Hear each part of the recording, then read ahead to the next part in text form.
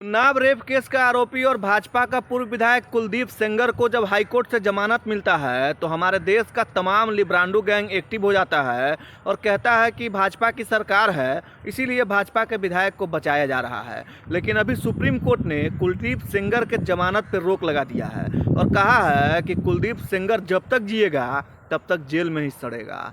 वैसे supreme court ने उन तमाम लिब्रांडुओं के मुंह पे लपड़ियाया है जो भाजपा का नाम लेकर के कह रहा था कि भाजपा का विधायक था, इसीलिए भाजपा की सरकार है, अभी तो भाजपा के लोग जो है उसको बचा रहा है।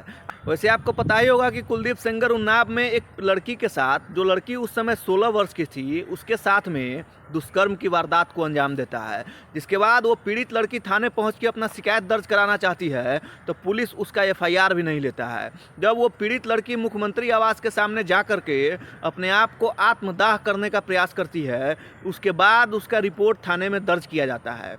फिर कुलदीप सेंगर जो भाजपा का वर्तमान विधायक था उसको पकड़ा जाता है। उसके बाद उस पीड़ित लड़की के पिता को पुलिस पकड़ के कस्टडी में डालती है और उस कस्टडी में उस पीड़ित लड़की के पिता का मौत हो जाता है। यूँ कहिए कि उसको पुलिस कस्टडी में हत्या कर दिया जाता है। उसके बाद जो है उस पीड़ित लड़की का जो चाचा था, वो चाचा गवाही देने के लिए जब कोर्ट में जा रहा होता है तो उसको ट्रक से उड़वा दिया जाता है, यानी उसकी भी हत्या करवा दी जाती है। उसके बाद पीड़ित के ऊपर लगातार दबाव बनाया जाता है कि तुम केस वापस ले लो, लेकिन वो पीड़ित थकती नहीं है और अंत में उस पीड़ित को न्याय मिल ही जाता है। भाई साहब, दिल्ली हाई कोर्ट से जब कुलदीप सेंगर को जमानत दिया गया था तो हमारे देश का तमाम लिब्रांडू छाती पीट रहा था और भाजपा के ऊपर दोष ठहरा रहा था, कह रहा था कि वो भाजपा का विधायक है और भाजपा की सरकार है, इसीलिए कुलदीप सेंगर को भाजपा बचा रही है।